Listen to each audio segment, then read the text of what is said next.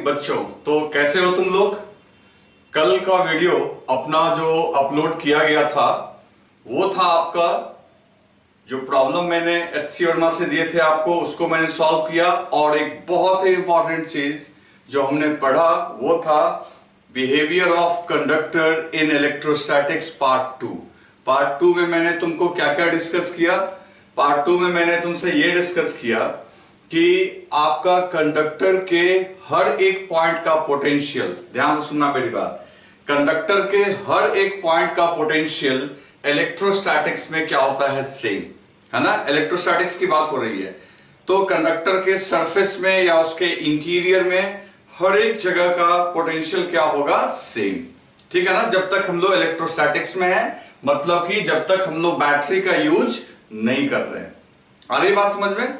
चलो आगे सोचते हैं। नेक्स्ट क्या था अपना? नेक्स्ट था कि अगर आप दो कंडक्टर को, ठीक है ना, दो कंडक्टर को अगर वायर से कनेक्ट कर दोगे, दो कंडक्टर्स को अगर वायर से कनेक्ट कर दोगे तो उन दोनों के बीच में चार्ज का फ्लो होगा। कब तक फ्लो होगा? जब तक कि एक इक्विलिब्रियम की स्थिति नहीं आ जाती है। अब इक्विलिब्रियम कहने का मतलब क्या? इक्विलिब्रियम कहने का मतलब यह हुआ कि दोनों का पोटेंशियल जब तक आपका सेम नहीं हो जाता है। जब पोटेंशियल दोनों का सेम हो जाएगा तो चार्ज का फ्लो स्टॉप हो जाएगा। और इसके पीछे मैंने लॉजिक दिया था, हम लोग लॉजिक ये दिए थे कि कंडक्टर्स के अंदर इलेक्ट्रॉन्स बहुत मात्रा में होती है and they are free to move. तो जब दो कंडक्टर को आप कनेक्ट करते हो तो उन दोनों के बीच में अगर पोटेंशियल डिफरेंस है तो वो इलेक्ट्रॉन्स जो लो पोटेंशियल पे है वो चाहेगा कि मैं फ्लो करके कहां चला जाऊं? हाई पोटेंशियल पे। Because we know that electrons की टेंडेंसी होती है दोस्तों लो पोटेंशियल से कहां जाने की? हाई पोटेंशियल जाने की। इसके बाद हमने लास्ट में एक टर्म और बताया था आपको कि कंडक्टर का जो सरफेस है वो इक्विपोटेंशियल सरफेस की जैसा बिहेव करता है। और मैंने आपको बोल रखा है कि इक्विपोटेंशियल सरफेस हम लोग इसके बाद पढ़ेंगे, उसके ऊपर एक अलग से लेक्चर होगा, देखिएगा, वो कोई एग्जाम में बहुत इंपॉर्टेंट है। और सबसे लास्ट में मैंने एक एनसीईआरटी के एक पोर्शन, छोटा सा एक टर्म को डिस्कस किया था जिसका नाम था इलेक्ट्रिक शील्डिंग, है ना। इलेक्ट्रिक शील्डिंग का क्या मतलब होता है? क्या बताया था मैंने कि अगर कोई कंडक्टर है ना दोस्त, अगर कोई कंडक्टर है उसके अंदर कैविटी है और कैविटी में अगर कोई पहले से चार्ज ना हो तो उस कैविटी के अंदर इलेक्ट्रिक फील्ड क्या होगा? जीरो। बाहर से चाहे तुम कितना भी फील्ड लगा लो, सरफेस पे चार्ज डाल दो, अंदर में वो आपका कैविटी में इलेक्ट्रिक फील्ड क्या होगा? जीरो। शील्डिंग वर्ड क्यों बोलते हैं? क्योंकि शील्डिंग का मतलब होता है रक्षा कवच, है ना, आर्मर, कि उसके अंदर जाके अगर बैठ गए तो तुम्हें कोई दिक्कत नहीं है, बाहरी फील्ड से तुम्हें कोई समस्या नहीं होगी। और इसके लिए हमने एग्जाम्पल लिया था कौन सा? एरोप्लेन। एरोप्लेन में देखो बहुत सारी बिजली गिरती रहती है, वो आसमान में ही चलता है, लेकिन अंदर बैठे हुए पैसेंजर जो होते हैं वो बिल्कुल सुरक्षित होते हैं क्योंकि they are sitting inside the metal box. Aeroplane look like a metal box, है कि नहीं? चलो ये सब बात तो हो गई। फिर जैसा कि मैंने आज के लेक्चर के बारे में बताया है कि ये बहुत इंपॉर्टेंट है दोनों पॉइंट ऑफ व्यू से, चाहे कंपटीशन की बात करें, चाहे हम लोग किसकी बात करें? बोर्ड्स की बात करें। इसके हिसाब से ये बहुत इंपॉर्टेंट है क्योंकि आज हम लोग डिस्कस करेंगे, क्या डिस्कस करेंगे? आज हम लोग डिस्कस करेंगे electric potential due to charged sphere. अब वो स्फीयर तीन टाइप के हो सकते हैं। आप जैसे याद करो, फील्ड में मैंने बताया था जब इलेक्ट्रिक फील्ड कैलकुलेट किया था इन स्फीयर्स के लिए तो 3 टाइप्स के स्फीयर्स लिए थे हमने। पहला स्फीयर कौन था बच्चों? ध्यान से सुनो। पहला था सॉलिड कंडक्टिंग, दूसरा था हॉलो कंडक्टिंग और तीसरा था सॉलिड नॉन कंडक्टिंग। तो आज भी हम लोग इस तरीके से अभी डिस्कस करेंगे, ठीक है ना। तो फिर तो आप ना इस लेक्चर को सुनने से पहले वो आप जरा रिमेंबर कर लेना कि आपको फील्ड के लिए क्या क्या बताया गया था, ठीक है बच्चों। चलो तो यहां पे हम लोगों ने हेडिंग दिया है electric potential at various point due to charged solid conducting sphere, ठीक है। तो हमने हेडिंग दिया है electric potential at various point due to charged conducting solid sphere. तो देखो पहली बात, स्फीयर सॉलिड है मतलब अंदर में भी आपका मेटल होगा और ये कंडक्टिंग भी है यानी कंडक्टर का बना हुआ है। और रेडियस पॉइंट तो याद करो हम लोग क्या करते थे, 3 पॉइंट्स लेते थे, एक कंडक्टर के अंदर, एक कंडक्टर के सरफेस पे और एक पॉइंट हम लेते थे आउटसाइड। ओके, तो स्टार्ट करते हैं आज डिस्कशन इसका। तो आप एक बार हेडिंग दे दो, हेडिंग लिख लो, फिर मैं इसको डब कर देता हूं। चलो आपने हेडिंग दे दिया, ठीक है। तो हम लोग डिस्कशन करते हैं कि कैसे ये सॉल्व होगा, क्या होगा नहीं होगा, इन सब चीजों को भी हम लोग डिस्कस करते हैं। तो सबसे पहले हम लोग एक स्फीयर बना एक स्फीयर ड्रॉ कर लेते हैं। तो देखो मैंने एक स्फीयर ड्रॉ कर लिया आपके सामने, ये स्फीयर ड्रॉ हो गया दोस्तों। अब जब ये स्फीयर ड्रॉ हो गया तो ये आपका सॉलिड कंडक्टिंग स्फीयर हो गया, सॉलिड कंडक्टिंग स्फीयर। कैसा स्फीयर है दोस्तों? Solid conducting. चलो इसका रेडियस ये अज्यूम कर लो, रेडियस कितना है r। Okay, solid conducting show करने के लिए आप थोड़ा सा ऐसे सेट भी डाल सकते हो कि ये सॉलिड कंडक्टिंग है। सॉलिड हॉलो रहेगा तो अंदर में खाली जगह रखेंगे। 3 पॉइंट्स ले लेते हैं। एक पॉइंट हमने ले लिया आपका अंदर में कहीं पे, जिसका नाम रख लिया A, जिसका डिस्टेंस सेंटर से मान लो x है।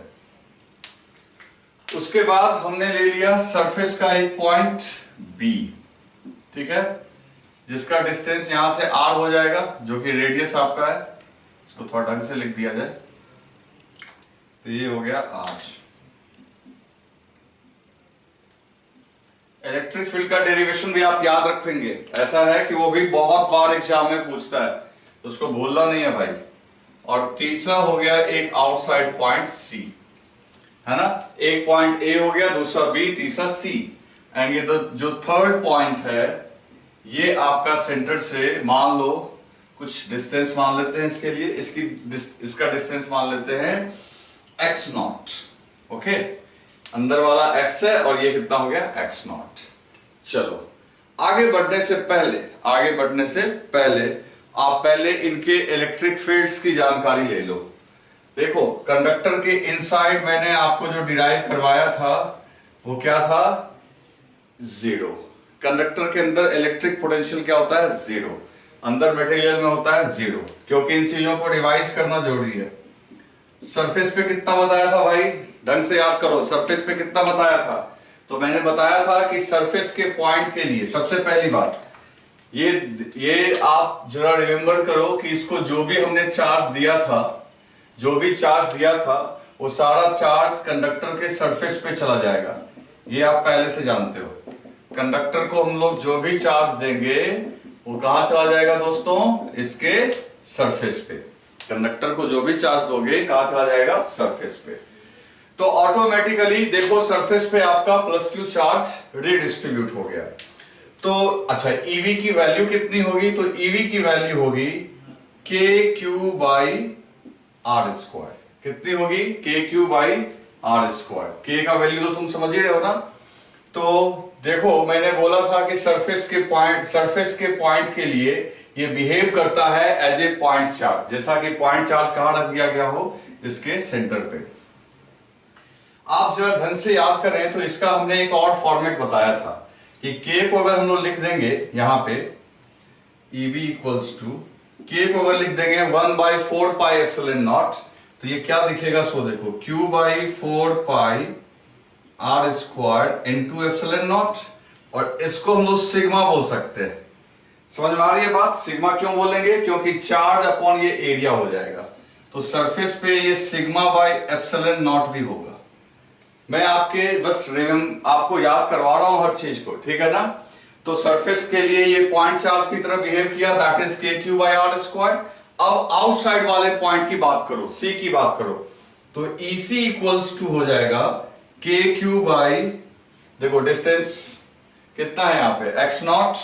ये हो गया x0 का स्क्वायर, क्योंकि आउटसाइड के लिए it will also behave like point charge.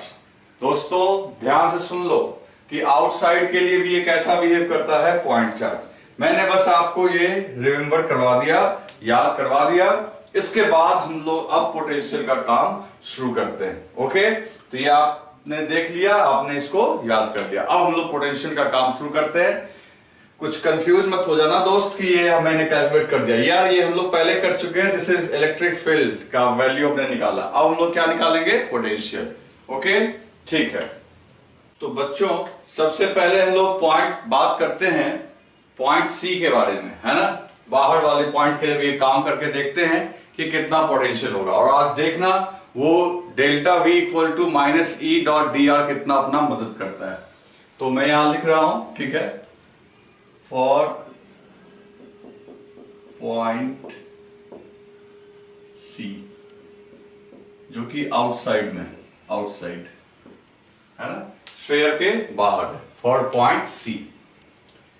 कैसे सॉल्व होगा देखते हैं। सबसे पहली बात देखो, एक काम करते हैं, ये आप अज्यूम कर लो इन्फिनिटी, ये है आपकी इन्फिनिटी। अगर ये हमारी इन्फिनिटी है तो यहां का पोटेंशियल तो आपका हो जाएगा जीरो, ये बात पक्की है। और हमें चाहिए कहां का पोटेंशियल, सी का। तो देखते हैं, काम करते हैं, यहां पे हम लोग सी से चल के इस पॉइंट तक पहुंचते हैं। सी से चल के हम लोग कहां पहुंचते हैं, इन्फिनिटी। तो यहां का पोटेंशियल वीसी अज्यूम करो और यहां का पोटेंशियल मान लो वी इन्फिनिटी, जो कि कितना होगा, जीरो। तो आप सी से चल के यहां तक आओ। तो अब एक बात गौर करना कि जब तुम बाहर मूव कर रहे हो तो यहां ये जो इलेक्ट्रिक फील्ड है आउटसाइड में, वो फॉर्मूला हमने देखा है कितना है, के Q by x not square. तो फील्ड यहां पे जैसे जैसे आगे बढ़ोगे फील्ड आपका क्या है, ये वेरिएबल है। तो हम लोग कैसे कैलकुलेट करेंगे, तो हम लोग फॉर्मूला जानते हैं, delta we equals to minus E dot D r. तो एक काम करते हैं, सी से सीधा जंप करके तो यहां तक नहीं पहुंचेंगे। तो किसी टाइम पे मान लो हम लोग रास्ते में इसके सेंटर से आर डिस्टेंस पे, कितने डिस्टेंस पे है, आर डिस्टेंस पे, थोड़ा और आगे मूव करो, कितना, डी आर। तो जब तुम आर डिस्टेंस पे होगे तो देखते जाना, तो delta we equals to minus, तो E dot D R into cos zero, है ना दोस्तों। कॉस जीरो मैंने क्यों लिखा, क्योंकि ये पॉजिटिव चार्ज है तो फील्ड भी इधर होगा। देखो फील्ड भी तो बाहर आउटवर्ड ही होगा और डिस्प्लेसमेंट भी किधर है, आउटवर्ड। दोनों की डायरेक्शन क्या है, सेम। तो फाइनली तुम कहां पहुंच रहे हो, इन्फिनिटी पे। तो लिखोगे v infinity minus v c equals to negative, और इलेक्ट्रिक फील्ड की वैल्यू, तो यहां पे इलेक्ट्रिक फील्ड की वैल्यू कितनी होगी, तो सेंटर से कितना डिस्टेंस है भाई, r। तो लिखोगे कितना, k into q by r square. फिर यहां पे क्या लिखेंगे, dr की जगह dr, cos जीरो तो 1 हो जाएगा। यहां dr नेगेटिव मत लिख देना, क्योंकि देखो ये कल हमने ऐसा किया था क्योंकि r घट रहा था किसी एक प्रॉब्लम में। अभी क्या है, दूर जा रहे हैं तो r बढ़ रहा है, तो dr क्या होगा, पॉजिटिव। चलो एक काम करते हैं, ये नेगेटिव ना इधर भेज दो, तो ये ऑटोमेटिकली हो जाएगा vc माइनस v इनफाइनाइट। समझ में आ रही है बात, ये फाइनल था ना, अगर ये माइनस इधर आ जाएगा तो ये इधर जाएगा, ये इधर आ जाएगा। अब इसमें k और q कांस्टेंट है तो उसको बाहर निकाल लो और r को ऊपर भेज दो, तो r का power -2 and this is dr। देख लो बच्चों, कोई दिक्कत है, r ऊपर गया तो क्या हो गया, पावर -2। अब देखो v इंफिनिटी की वैल्यू कितनी है, 0। तो सीधी सी बात ये हो गई कि vc equals to K Q और इसका इंटीग्रेशन, तो पावर में एक ऐड करेंगे और उसी से हम लोग डिवाइड कर देंगे। तो ये हो जाएगा बच्चों r power -2 plus 1 divided by -2 plus 1। और लिमिट कहां से कहां रखेंगे भाई, तो हम लोग c से इंफिनिटी पे जा रहे हैं, तो जब C पे थे तो R की वैल्यू, ये डिस्टेंस कितनी थी x नॉट, और इंफिनिटी के लिए तो इंफिनिटी हो जाएगा। तो जो इसका लिमिट लेंगे दोस्तों x not to infinite. Okay, -2 + 1 -1 ये बाहर आ गया, तो ये हो गया आपका VC equals to -q -kq, और यहां पे ये इनसाइड में हो गया, दिस इज 1/r, और लिमिट हो गया x नॉट टू इनफाइनाइट। अब एक बार इंफिनिटी पुट करो, एक बार x नॉट, तो फाइनल आंसर देखो अपना यहां निकल के आ गया, VC इक्वल्स टू -kq 1/इंफिनिटी -1/x नॉट। 1/इंफिनिटी तो 0 हो गया, और ये माइनस माइनस क्या हो गया, प्लस। तो इतना सिंपल और बढ़िया क्वेश्चन आंसर आया kq/x नॉट। तो दोस्तों आउटसाइड किसी पॉइंट पे जो पोटेंशियल निकल के आया वो कितना निकल के आ गया, Vc equal to kq/x not. यानी कि आप ये भी समझो कि अगर इस पूरे स्फीयर के जगह यहां कोई पॉइंट चार्ज होता तो उस पॉइंट चार्ज की वजह से भी सी पॉइंट पे पोटेंशियल कितना होता, तो kq/x नॉट होता। कितना होता, kq/x नॉट। ठीक है, तो ये आपका पोटेंशियल निकल के आ गया। और आप देखो इस पूरे में आपको कौन मदद किया, ये वाला इक्वेशन। तो इसके थ्रू हमने कैलकुलेट कर लिया, हर एक चीज को मैंने एक्सप्लेन कर दिया है। इसमें हम लोग इनिशियल टू कहां चल रहे हैं, फाइनल। तो आप चीजों को लिख लो, डायग्राम छोड़ के मैं हर चीज को मिटा दूंगा, ठीक है ना। तो आउटसाइड पॉइंट पे जो पोटेंशियल आया, जैसे आउटसाइड पॉइंट पे फील्ड कितना आया, kq/x नॉट स्क्वायर पहले आया था। आउटसाइड पॉइंट पे पोटेंशियल कितना आया, kq/x नॉट। यानी आउटसाइड के लिए ये स्फीयर किसकी तरफ बिहेव कर रहा है, as a point charge. Okay, आप लिख लो इसको। तो अब हम लोग बात करते हैं बच्चों पॉइंट नंबर बी के लिए, है ना। तो कुछ नहीं करना है, तो पहले सी वाला मैं फिर से एक बार लिख दूं।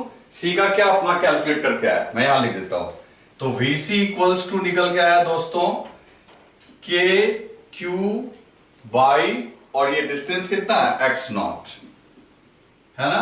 तो ये आपका समझो कि फॉर आउटसाइड पॉइंट, या मैं लिख देता हूं outside point, it will behave like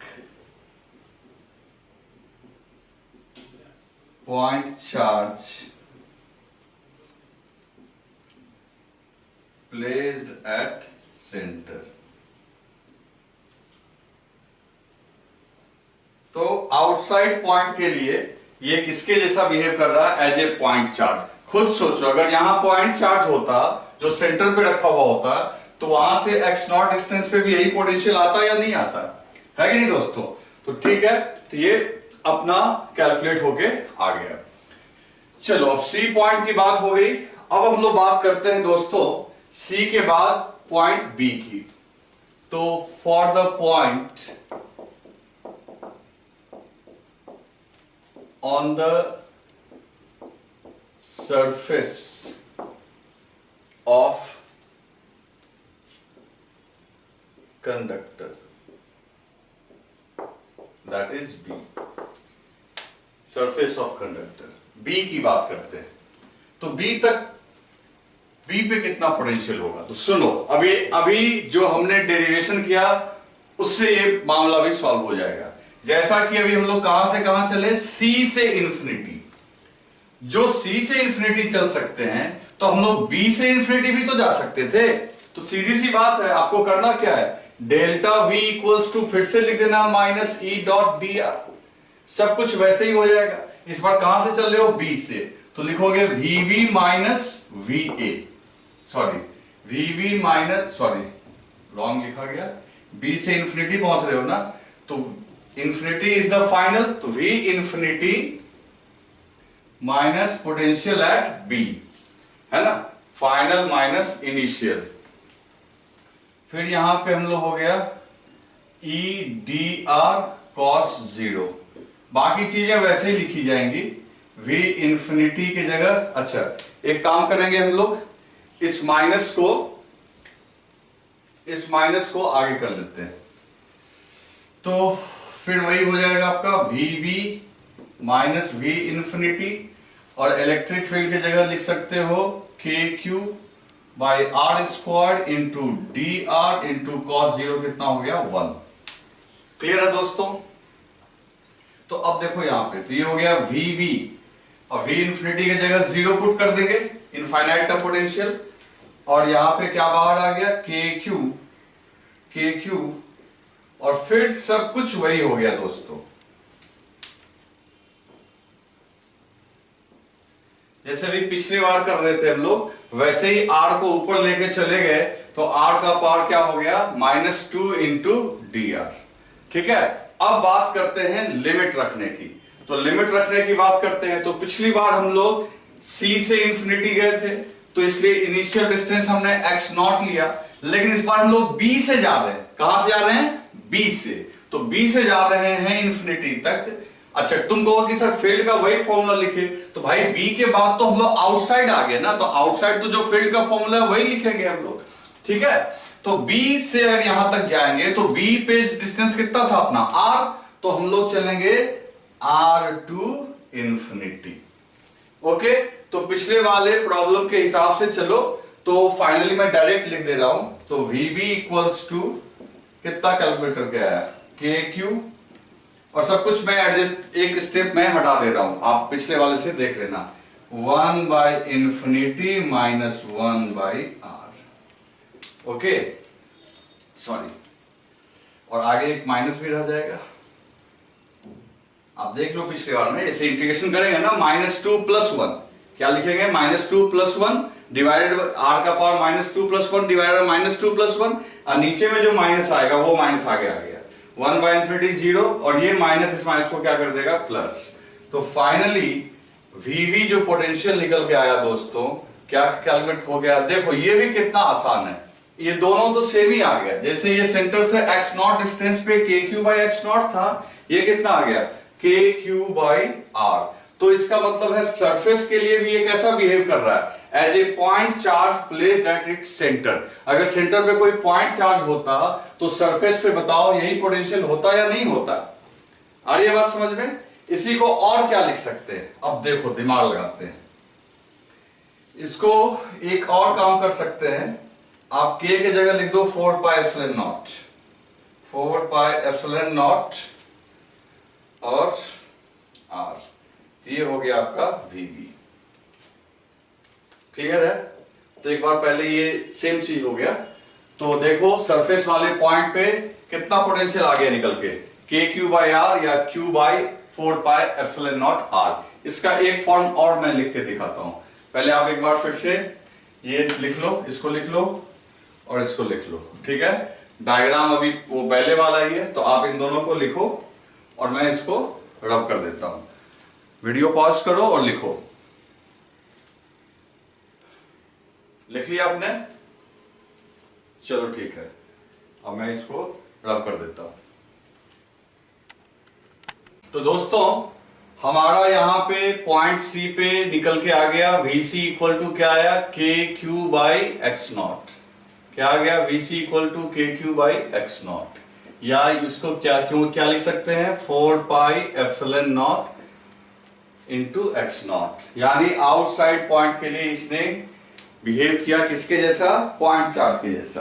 okay, तो आउटसाइड के लिए इसने पॉइंट चार्ज के जैसा बिहेव किया, पॉइंट बी पे यानी सरफेस वाले पॉइंट पे क्या कैलकुलेट होके आया, ध्यान से समझ लो। अच्छा ये अगर नेगेटिव चार्ज होगा तो बस आगे नेगेटिव पुट कर लेना, समझ गए ना बात को, अगर ये नेगेटिव चार्ज हुआ तो आगे क्या पुट कर लोगे, नेगेटिव। तो ये हो गया आपका -q by 4 pi epsilon not, sorry क्या मैं लिख रहा हूं, प्लस चार्ज लिखा हूं, q by 4 pi epsilon naught r। इस केस में भी ये पॉइंट चार्ज की तरह बिहेव किया।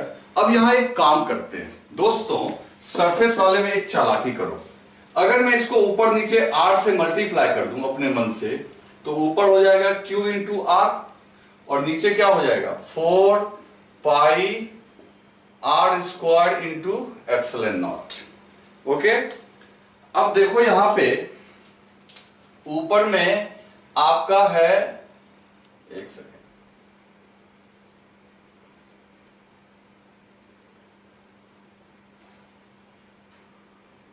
ऊपर में है q/4πε0 r स्क्वायर, और यहां हो गया r और यहां ε0। तो देखो ये चार्ज बाय एरिया, ठीक है ना, चार्ज बाय एरिया। तो चार्ज बाय एरिया को क्या बोलते हैं, सिग्मा। तो ऑटोमेटिकली VV इक्वल्स टू क्या हो जाएगा आपका, sigma into r divided by ε0। तो इस तरीके से आपका ये पोटेंशियल का फॉर्मूला आ गया। याद करो, फील्ड के लिए हमने फॉर्मूला क्या लिखा था, सिग्मा बाय ε0। फील्ड के लिए जो हमने फॉर्मूला लिखा था सरफेस वाले पॉइंट के लिए, कितना लिखा था, सिग्मा बाय ε0। और पोटेंशियल के लिए क्या हो गया, सिग्मा इंटू r बाय ε0। तो इस तरीके से सरफेस के पॉइंट के लिए यहां पे आपका पोटेंशियल कैलकुलेट होके आ गया, ठीक है ना। तो ये सरफेस वाले पॉइंट की बात हो गई। चलो अब बात करते हैं इनसाइड। अब लोग बिना कैलकुलेशन के भी बोल सकते हैं कि कंडक्टर के सरफेस पे जो पोटेंशियल है वही इनसाइड है। नहीं, अगर तुम चाहते हो रूल रेगुलेशन को फॉलो करना तो देखो कितना आराम से रूल लिख सकते हैं। For inside point, for inside point किसके लिए काम करेंगे, ए के लिए। तो चलो ठीक है, कहीं से कहीं चल लो, ए से बी चल लो या कहीं से भी चल सकते हैं, तो कहीं भी चल लो। मान लो ए से बी जा रहे हैं, तो delta V equals to minus E dot D R. कहां से कहां जा रहे हैं, ए से बी, तो इसको क्या लिख सकते हैं, V A minus V B. Okay, और ये हो गया इलेक्ट्रिक फील्ड। इनसाइड में चलोगे भाई तो अंदर में इलेक्ट्रिक फील्ड क्या होता है, जीरो। ये कंडक्टर का जानते हैं, तो इलेक्ट्रिक फील्ड की जगह जीरो पुट कर देंगे तो इंटीग्रेशन का वैल्यू आ जाएगा zero. Hence V A equals to V B. और वी बी कितना दिया हुआ है आपका, वी बी दिया हुआ है के क्यू बाई आर, या इसको ऐसे भी लिख सकते हो, क्यू बाई 4πε0 r।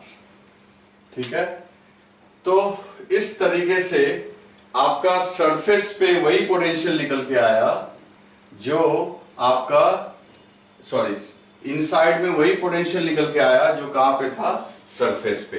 तो सरफेस पे और इनसाइड का पोटेंशियल सेम है, जो कि के क्यू बाई आर पे लिख सकते हैं।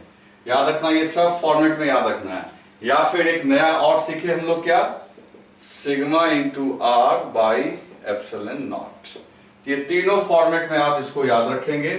सिर्फ बाहर के लिए आपको एक नया फॉर्मूला आया, के क्यू बाई एक्स नॉट। तो सरफेस के लिए या बाहर के लिए ये पॉइंट चार्ज की तरह बिहेव करता है, और इनसाइड में वही पोटेंशियल होगा जो सरफेस पे होगा।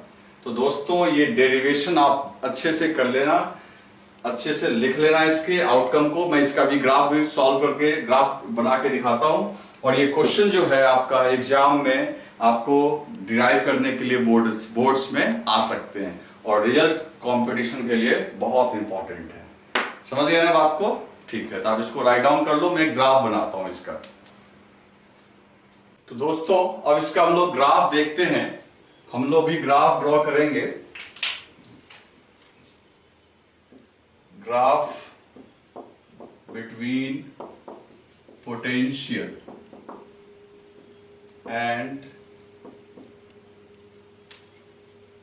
and distance from center of sphere। ठीक है, तो अब हम लोग ग्राफ ड्रॉ करेंगे between potential and distance from centre of sphere. तो देखो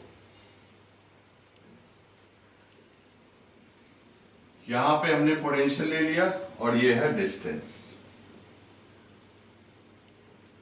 तो पहली बात समझो, सेंटर से लेके सरफेस तक हर एक पॉइंट का पोटेंशियल सेम होगा। तो पोटेंशियल सभी पॉइंट का सेम होगा, तो आप ग्राफ ऐसे पैरेलल ड्रॉ कर लो। ध्यान से देखो कैसे ये पैरेलल हुआ, क्योंकि इन सभी पॉइंट का पोटेंशियल के क्यू बाई आर होगा, जब तक कि आप सेंटर से कहां तक पहुंचे, सरफेस तक। और एक बार जब आप बाहर निकल गए तो ये फॉर्मूला फिर से मैं एक बार लिख देता हूं। क्या क्या फॉर्मूला था बच्चों? वी ए और वी बी तो सेम था, दैट इज के क्यू बाई आर, लेकिन जो आपका वीसी था वो के क्यू बाई एक्स नॉट था। अब जैसे जैसे हम डिस्टेंस एक्स नॉट को बढ़ाते जाएंगे, ये जो पोटेंशियल है ये डिक्रीज होता चला जाएगा। तो जैसे जैसे बाहर जाएंगे ये एक्स नॉट बढ़ता जाएगा, तो पोटेंशियल आपका रिड्यूस होता चला जाएगा। तो जो पोटेंशियल है वो रिड्यूस होता चला जाएगा, और जब इन्फिनिटी पे पहुंचोगे तो पोटेंशियल क्या हो जाएगा, जीरो। तो देखो अब ये ग्राफ आपका जेई में पूछा हुआ है। तो इस तरीके से दोस्तों आपका ये ग्राफ जो है, पहले अंदर में जब तक हम लोग मूव करते रहे तो पोटेंशियल कांस्टेंट रहा, और जैसे ही आउटसाइड निकले पोटेंशियल आपका डिक्रीज करने लगा, और डिक्रीज करते करते करते करते करते क्या हो गया, जीरो। ठीक है दोस्तों, तो ये आप ग्राफ याद रखना। कोई पूछे यार कांस्टेंट कैसे रहा, तो आप बोलना कि पहले हम लोग इसके इनसाइड चल रहे थे, और ये लाइन को पैरेलल दिखाने का मतलब ये हुआ कि ये दूर कहीं जाके जीरो होगा। और ये नेगेटिव होता तो आप नेगेटिव में क्या करते, मैं आप बना देता हूं, नेगेटिव में क्या करते, मान लो तो ये y एक्सिस है, तो ऐसे करके ऐसे हो जाता है कि नहीं? तो आप देख लेना एक बार, ठीक है? तो इसको आप लिख लो।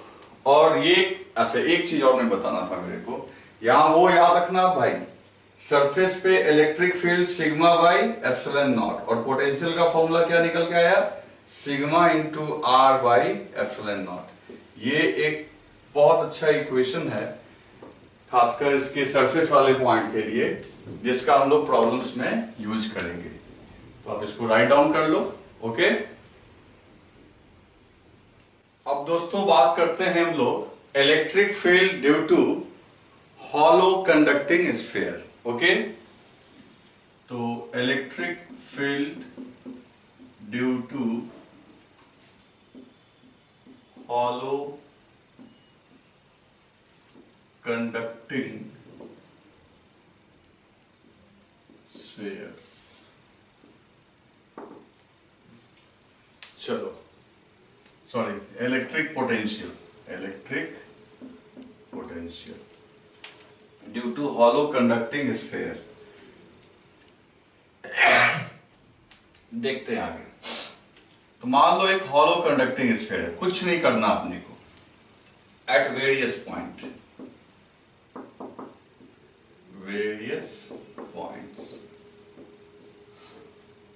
तो देखो अपना ये स्फीयर है दोस्तों। अब ये स्फीयर में अंदर तो खाली है पूरा, तो जो भी आपको चार्ज देना है, आप वो सारा चार्ज तो सरफेस पे ही होगा, तो सारे चार्ज को सरफेस पे डाल दो।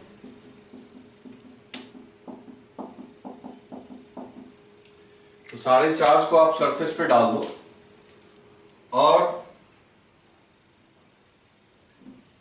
3 पॉइंट ले लो, ए, बी और सी।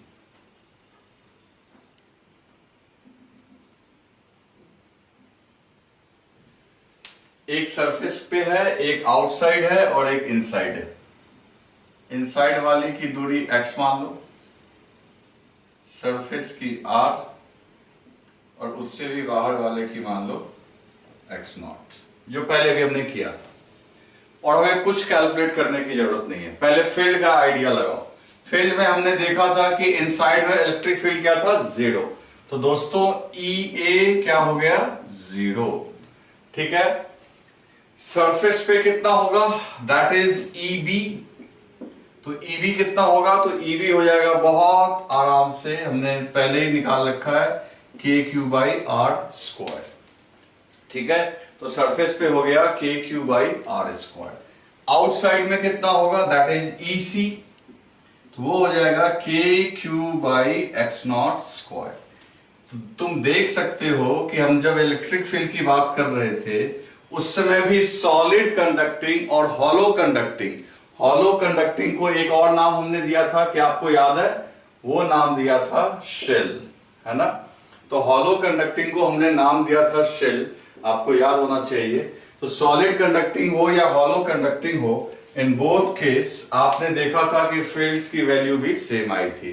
तो ठीक इस तरीके से आपको क्या लगता है, पोटेंशियल अलग आएगा, इनका पोटेंशियल भी वही आएगा, क्योंकि जब फील्ड सेम है तो जो पूरी प्रोसेस हमने सॉलिड कंडक्टिंग के लिए की है, जैसे सी वाले पॉइंट के लिए इन्फिनिटी, तुमको कुछ नहीं करना है। अगर एग्जाम में यही आ गया तो जो मैंने उसमें लिखा है वो सारी चीजें आप एज इट इज लिख दोगे, केवल हेडिंग में यहां क्या लिखा हुआ रहेगा, हॉलो कंडक्टिंग। लेकिन results as it is, results की बात छोड़ दो, प्रोसेस रिजल्ट सारा कुछ क्या रहेगा, सेम। तो दोस्तों मैं यहां लिख देता हूं सेम एज सॉलिड कंडक्टिंग, लेकिन आप एग्जाम में आए तो सेम मत लिख देना, आपको तो दोनों में जो आएगा वो करना है, समझ गए ना। तो मैं यहां से लिख देता हूं सीधा same as solid conducting sphere, solid conducting sphere के जैसा। और पॉइंट्स का पोटेंशियल कितना हो गया, तो VA इक्वल्स टू KQ/R, ठीक है ना भाई। VB equal to KQ/R, surface पे और इनसाइड दोनों जगह का पोटेंशियल क्या रहेगा, सेम, और आउटसाइड KQ/X0। आ रही है बात समझ में। और जहां तक रही बात ग्राफ की, तो ग्राफ भी हम लोग वैसे ही ड्रॉ कर देंगे। यहां ले लेंगे पोटेंशियल, यहां ले लेंगे डिस्टेंस, तो ये आपका ग्राफ ऐसे आ जाएगा, ठीक है ना। तो ग्राफ भी सेम आ गया, तो सारा कुछ सेम आएगा दोस्तों। सीधा लिख देना है आपको सेम एज सॉलिड कंडक्टिंग। आप उसके लिए अगर रिवीजन करोगे तो ऑटोमेटिकली इसका रिवीजन हो जाएगा, लेकिन एग्जाम में दोनों में जो आएगा उसको उतना ही डिटेल में आपको लिखना है, समझ गए ना। और रिजल्ट्स तो दोनों के सेम है, तो आप इसको राइट डाउन कर लो। नेक्स्ट है दोस्तों electric potential at various points due to solid non-conducting sphere। चलो तो देखते हैं सबसे पहली बात कि यहां क्या लिखा हुआ है। तो यहां दोस्तों लिखा हुआ है सॉलिड नॉन कंडक्टिंग स्फीयर। क्या लिखा हुआ है दोस्तों, सॉलिड नॉन कंडक्टिंग स्फीयर। तो बात करते हैं, देखो ये आपका स्फीयर है, ओके। अब ये स्फीयर आपका चार्ज्ड,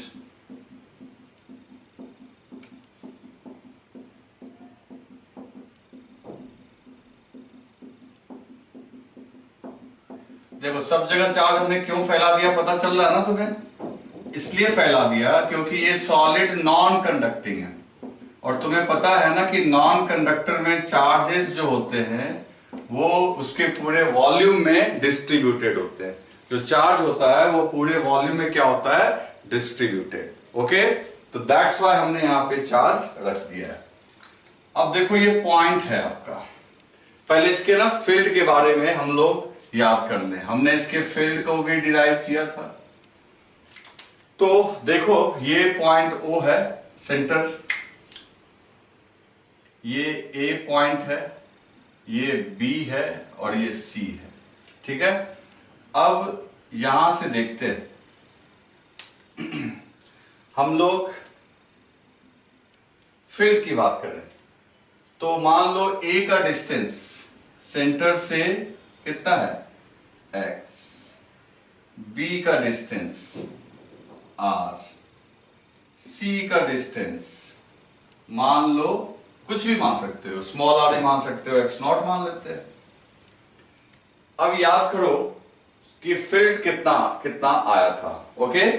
तो सबसे पहले सरफेस पे और आउटसाइड, तो दोस्तों इलेक्ट्रिक फील्ड सरफेस पे जो आया था और आउटसाइड जो आया था वो तो पॉइंट चार्ज के जैसा ही था। जैसे आउटसाइड के लिए आया था, सेंटर से डिस्टेंस x नॉट है तो k Q by x not square, और सरफेस पे भी जो कैलकुलेट होके आया था, आप जस्ट जाके कॉपी को देखो जहां आपने नोट डाउन किया होगा, आपको ये दोनों वैल्यूज मिल जाएंगे। तो इसका मतलब है B और C के लिए तो ये फिर से एकदम आइडेंटिकल काम हो रहा है। किसके जैसा? जैसा सॉलिड कंडक्टिंग या हॉलो कंडक्टिंग के लिए हुआ। तो सीधी सी बात है, हम लोग फिर यहां पे चाहें तो टाइम बचा सकते हैं। तो आपने एक बार पहले ये हेडिंग दे दो, मैं इसे मिटा देता हूं, ठीक है ना, ये जगह फालतू में लिया, आप हेडिंग दे लो, हेडिंग दे दो, मैं इसको रब कर देता हूं। देख लिया आपने? चलो, तो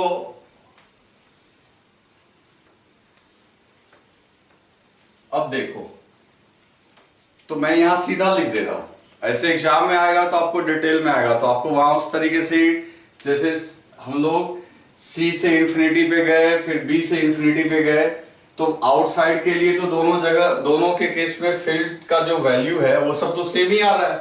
बस जो भी मामला इनसाइड में डिफरेंस होगा, और इनसाइड की फील्ड आप याद करो, यहां पे इनसाइड में फील्ड जीरो नहीं होती है। ढंग से याद करो, क्या बताया था मैंने? बताया था k क्यू एक्स और डिवाइडेड बाई आर क्यू।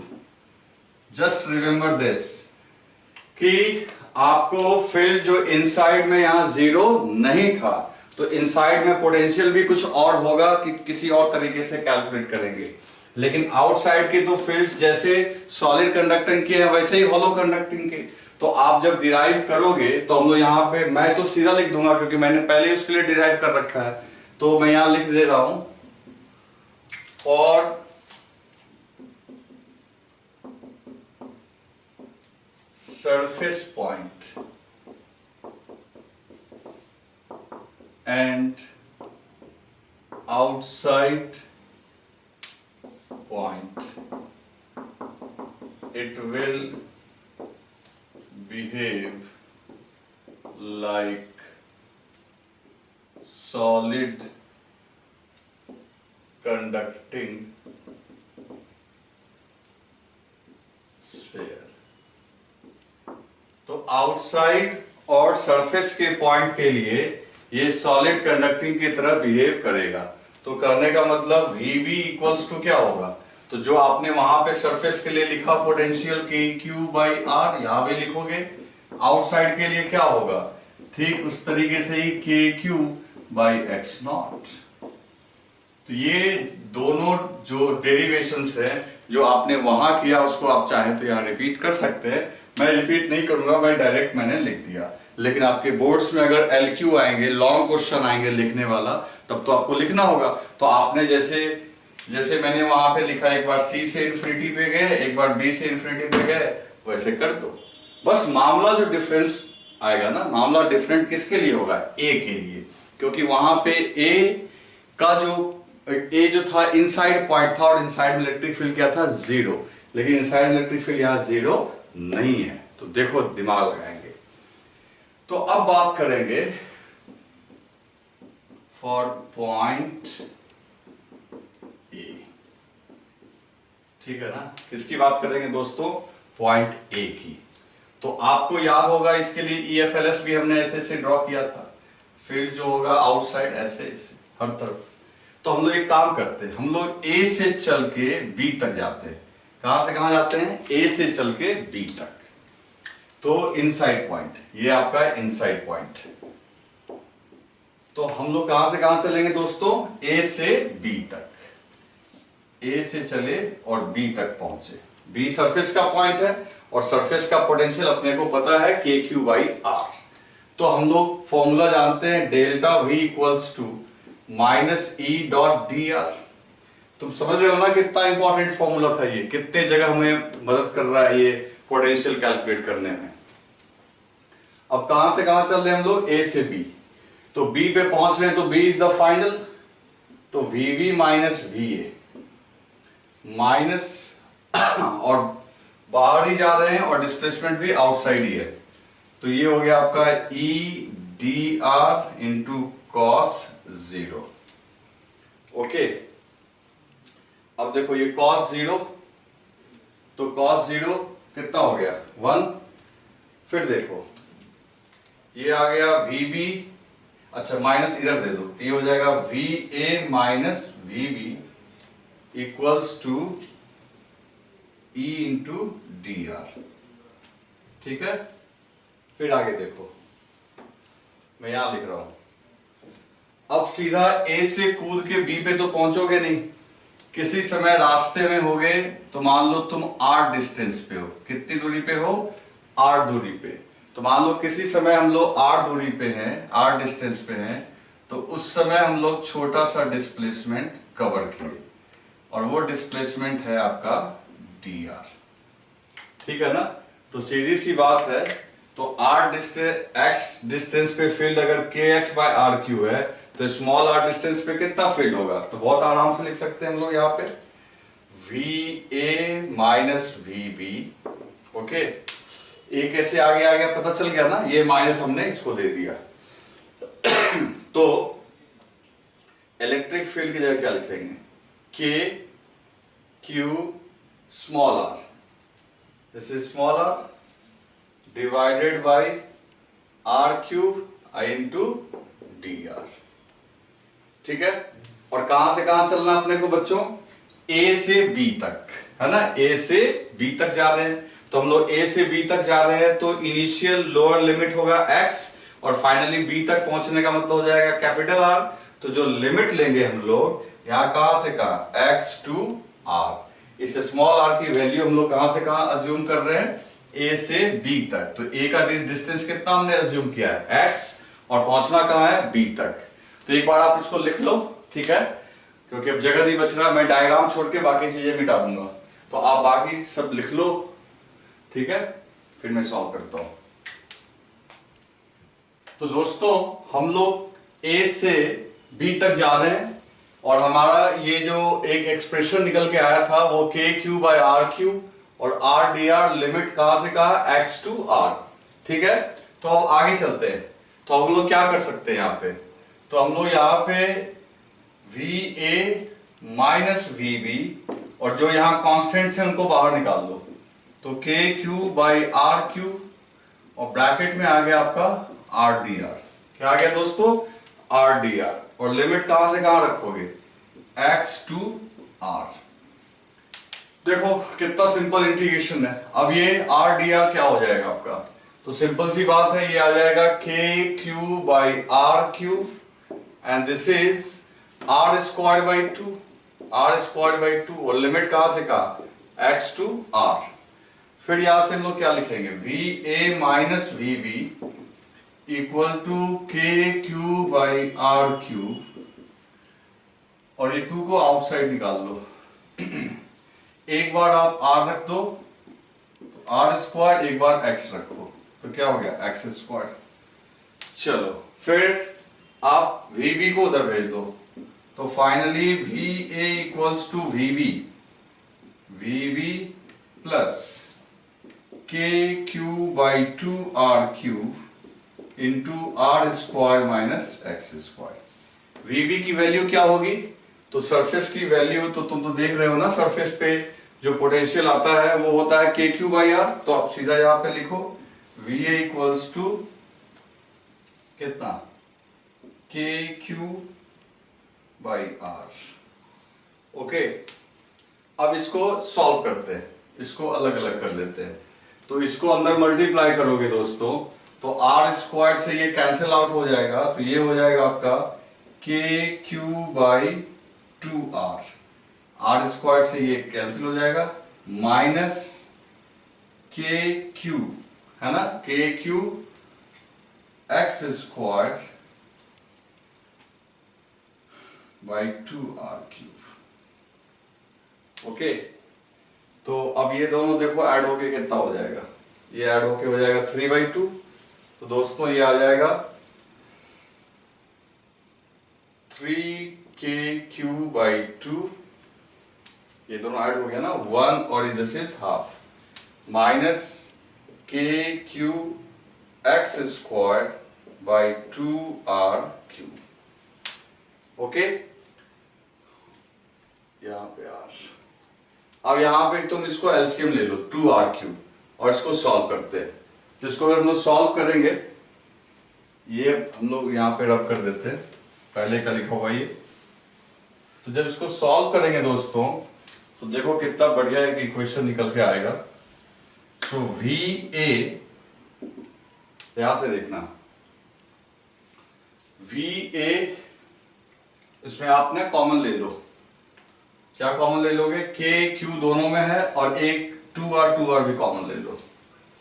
तो क्या कैलकुलेट हो गया आएगा? के क्यू बाई आर कॉमन ले लिया आपने, सॉरी 2r कॉमन ले लिया। तो ब्रैकेट में क्या बचता है?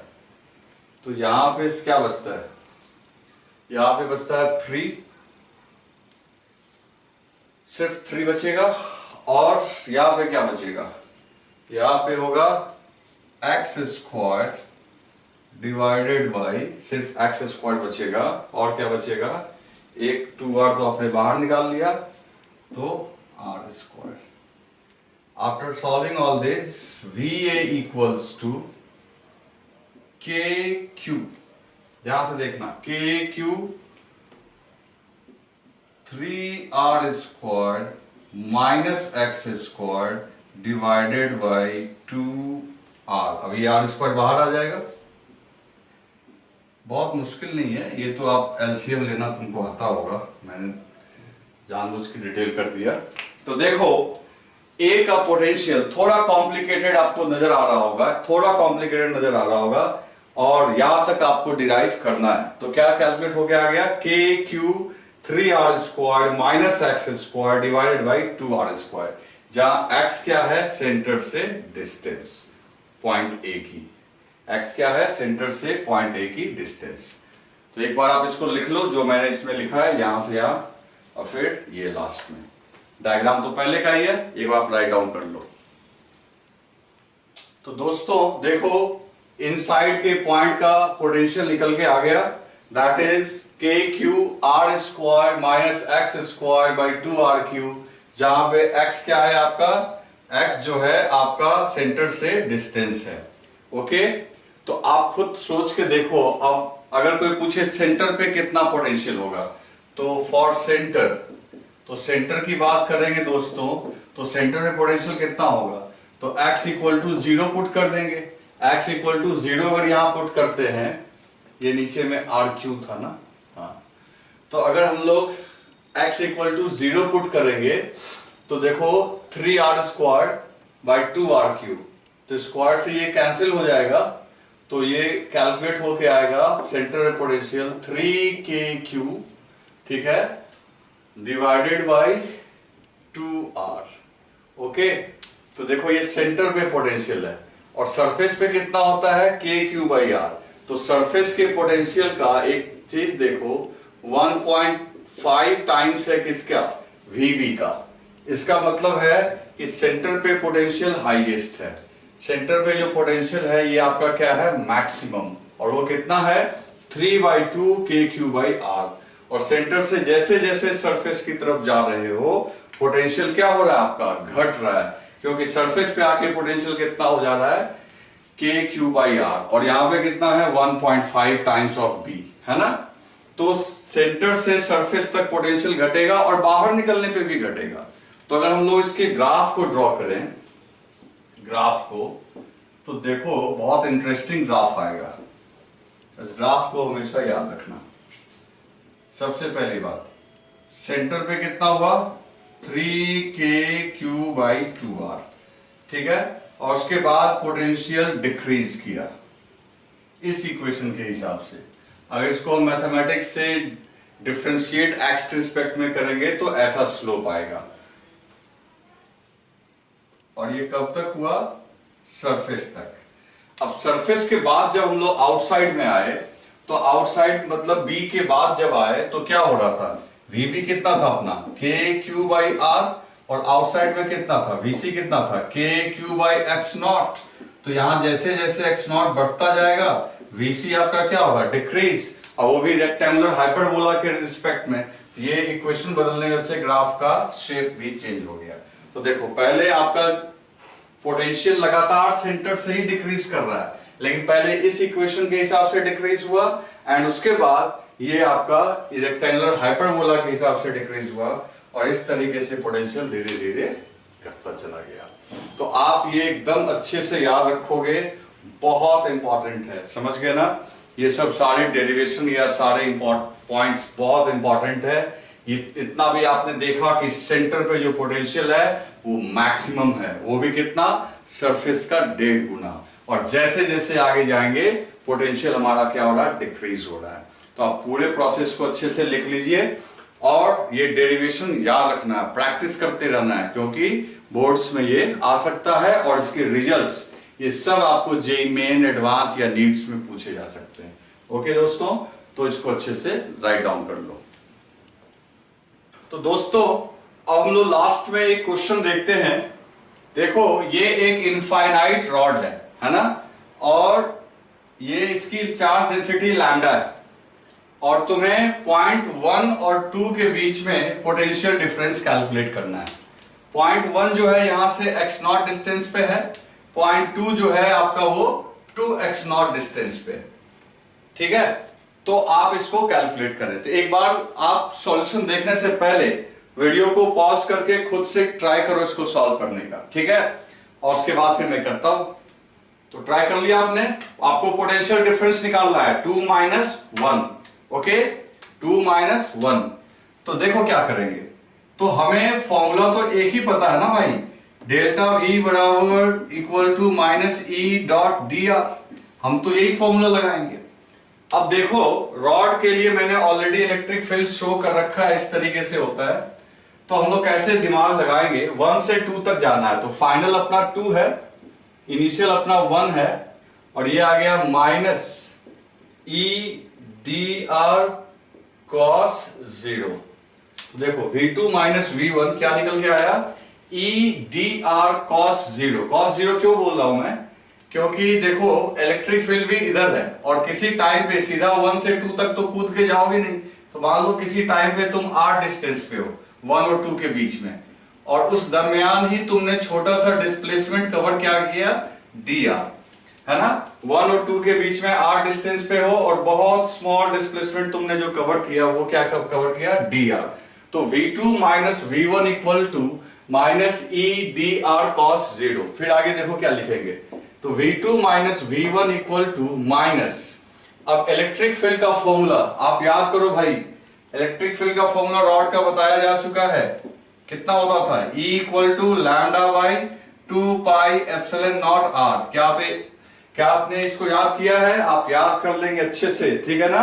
E equal to lambda by 2 pi epsilon naught r। तो देखो यहां पे लिखेंगे 2 pi epsilon naught r into D R, और cos 0 क्या हो गया, 1। तो इसमें कौन कौन बाहर आ जाएगा, तो V2 - V1 बाहर कौन कौन सा आ गया, lambda by 2 pi epsilon naught, ये क्या आ गया, आउट आ गया। तो बचा क्या आपका, तो बच गया आपका 1/r dr, ओके? अब देखो 1/r dr, फिर देखो V2 - V1 equal to lambda by 2 pi epsilon naught, 1/r dr हो गया, सॉरी 1/r dr हो गया आपका ln r। अब देखो आप इंटीग्रेशन आपको पता होना चाहिए, 1/r dr का होता है ln r। जिसे इंटीग्रेशन में दिक्कत है वो 11th वाले सीरीज में जब इंटीग्रेशन हो या डिफरेंशिएशन हो आप वहां से पढ़ सकते हैं।